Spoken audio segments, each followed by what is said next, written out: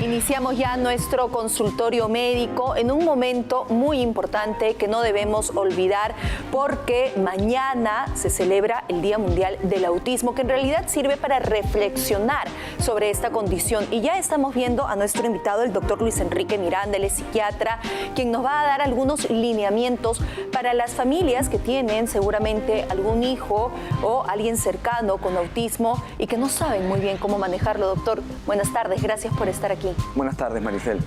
Sí, o sea, mañana se celebra el Día Mundial del Autismo y yo diría que sí es un día que celebramos porque celebramos el hecho de ser más tolerantes con las diferencias, el hecho de conocer e informarnos mucho más sobre estos trastornos, este tipo de condiciones que presentan muchos niños y adolescentes, incluso hasta adultos, y que al no ser comprendidas generan mucho estigma, mucho rechazo.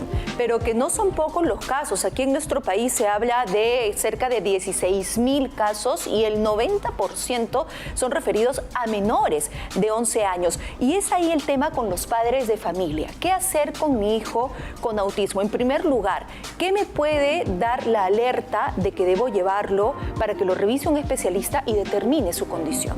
Principalmente el espectro autista, porque preferimos llamarlo espectro autista, porque existe una gran variedad de los síntomas, desde los leves hasta los severos, pero se caracteriza por tres condiciones específicas, ¿no? Dificultades para la socialización, dificultades en el lenguaje verbal y no verbal, y conductas restringidas, comportamientos restringidos, intereses restringidos o conductas estereotipadas, movimientos estereotipados. Entonces tenemos problemas de lenguaje, problemas para socializar o dificultades para socializar y patrones de interés restringido o movimientos estereotipados. ¿Siempre van estos tres juntos? Siempre van estos tres juntos y es independiente del grado de déficit intelectual. Entonces tenemos un chico con déficit intelectual, se va a notar menos quizá, si logra desarrollar el lenguaje.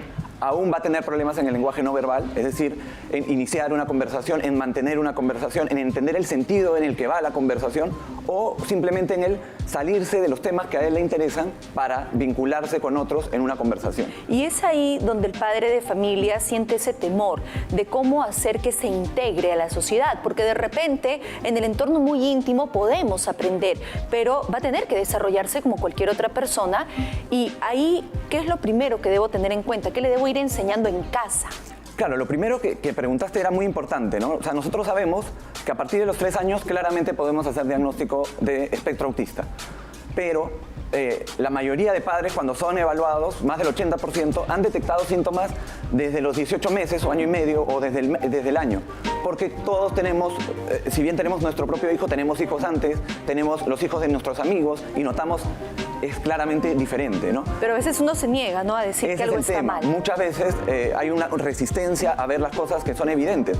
Y entre estas cosas evidentes hay el escaso contacto visual, que es una de las primeras cosas que podemos detectar en un pequeño, ¿no? El juego individual. Es un niño que probablemente no se va a incorporar a jugar con otros niños. No va a pedir ayuda. Probablemente si se cae o se lastima, la mayoría de niños voltean a ver a sus padres y corren y lloran y buscan consuelo. Ellos no necesariamente, se calman. ¿Es como si no tuvieran interés en lo que hay alrededor?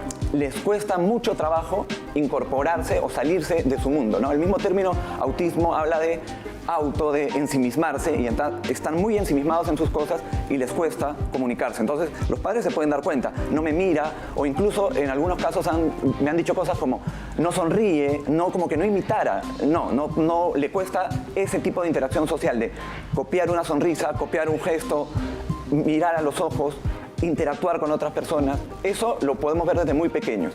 Y el otro hito es el desarrollo del lenguaje. Nosotros sabemos que hasta los 2 años y medio un niño podría desarrollar su lenguaje de manera espontánea y de un momento a otro comienzan a hablar, ¿no? Pero el problema es si tenemos antecedentes en casa, algún familiar con autismo o tenemos otro hijo con autismo, las probabilidades van a aumentar. Yo tengo que estar atento. Si este chico no habla, quizá llevarlo a estimulación temprana del lenguaje. Se ha visto que los chicos que reciben una mejor educación, una estimulación en el lenguaje, una estimulación en habilidades sociales, independientemente del grado de autismo que tengan o del grado de déficit intelectual, van a tener un mejor pronóstico a futuro. Ahora, ¿no existe un centro especializado o exclusivo para tratar el trastorno del espectro autista, ¿no? Está digamos, incluso en otros centros junto a otras condiciones, o la posibilidad de algunos padres de incluirlos en algún centro particular o público? ¿Qué es lo mejor? Porque imagino que el papá dirá, yo no sé si hacer que lleve, digamos, una terapia en solitario como él se siente cómodo, o forzarlo a que conviva con otras personas. El tema es que como hay esta dificultad social, probablemente sí, podamos hablar de que hay un forzarlo a, porque no hay ese interés y de repente ni siquiera hay la comprensión de por qué la necesidad de interactuar con otras personas, para qué lo necesito. Y lamentablemente o afortunadamente, depende de cómo uno lo quiera ver, el mundo se mueve también por relaciones. Si queremos que esta persona se incluya en la sociedad, no necesito que sea el más hábil hablando, ni la persona más comunicativa, ni el centro de atención, ni que tenga muchos amigos, pero sí que logre esta capacidad de comunicar lo que le molesta, que logre la capacidad de preguntar una dirección, desde poder decirle al chofer del micro, baja en tal paradero. O sea, sí es bueno que convive entonces con otros alumnos, pero en tal caso habría que orientar a esos otros alumnos con los que va a convivir, o a la profesora o el profesor. Entonces, esto que me mencionabas de si hay centros especializados, bueno, yo he trabajado 5 años en el departamento de niños y adolescentes del Arco Herrera, ya actualmente no estoy trabajando, pero ahí se hace un trabajo muy bueno. Hay otros hospitales como el Noguchi, el Valdizán, que tienen especialidades también en psiquiatría de niños y adolescentes, y ellos también trabajan un tema de detección temprana, ¿no? Desde los 2 años, 3 años podemos ya ir haciendo diagnóstico, y tenemos normalmente en los hospitales grupos de terapias, ¿no? Terapia ocupacional, terapia de lenguaje, terapias sensoriales, terapias físicas, porque muchos de estos chicos además son hiperlaxos, ¿no? Hipotónicos, se caen. Entonces, tratar de ayudarlos a potenciar todo el resto de habilidades que no tienen para que se incluyan con mayor naturalidad en la población. Pero con toda esta ayuda o el tratamiento, incluso desde muy temprano, ¿este trastorno llega a retroceder en su gran mayoría o siempre va a estar ahí con...? No. O sea, por un lado, por eso hablamos de trastorno, porque sí, hay un trastorno neurobiológico que no permite que las áreas del cerebro hagan una conexión adecuada, pero para nosotros también es una condición que no va a cambiar, ¿no? Que no necesariamente va a aumentar con el tiempo. Generalmente el grado que tienen y las terapias van a hacer que esto se haga menos notorio. Pero no desaparece. Pero no va a desaparecer.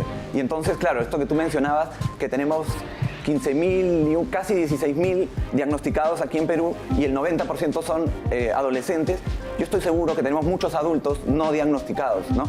Desde, como te digo, el espectro es desde el síndrome de Asperger o el autismo altamente funcional, que podemos ver personas poco sociables, poco comunicativas, de repente consideradas como antisociales, que tienen espectro autista en un grado leve y muy funcionales. Pero para que le quede bien a los padres de familia, con esta terapia que yo puedo empezar desde niño, de adulto puede tener una vida, digamos que él mismo puede llevar, no va a necesitar la dependencia. Okay.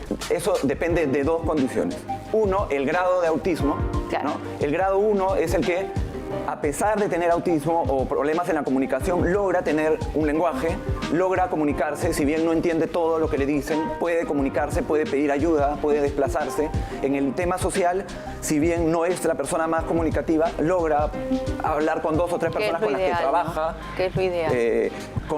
Puede comunicarse con personas de seguridad, y en el tema de conductas y patrones restringidos de interés, puede abrirse a tocar otros temas.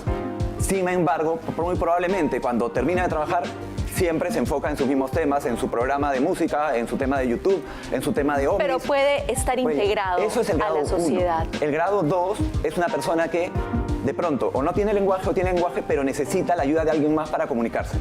Y ese es un caso mucho más severo. Además, socialmente tiene mucho más dificultades. Y en el tema de patrones restringidos, sí, probablemente solo toque su tema, ¿no? O se salga muy poco. Y el grado 3 o el grado severo es un chico que no tiene lenguaje, ¿no? Tiene movimientos estereotipados, el balanceo, el palmoteo. Muchas veces por ansiedad se autoagreden y entonces el pronóstico es distinto. Y otra cosa que nos va a dar un mejor pronóstico es el nivel de intelectualidad, ¿no? Un nivel intelectual normal o superior, o un nivel intelectual o una discapacidad leve tiene un mejor pronóstico que una discapacidad intelectual moderada o severa. Son muchísimos factores, es un tema muy interesante de tocar y la verdad es que va a depender siempre de qué tan temprano lo detectemos y la ayuda que tengamos. Y qué tanto ¿no? nos informemos para ayudar a estos Así es. chicos, ¿no? Muchas gracias por haber estado con nosotros. Estoy segura que tendremos nuevamente la oportunidad de conversar porque siempre hay muchas dudas al respecto y es muy interesante hablar del tema. Muchas gracias, Maricel. Hasta aquí nuestro consultorio médico.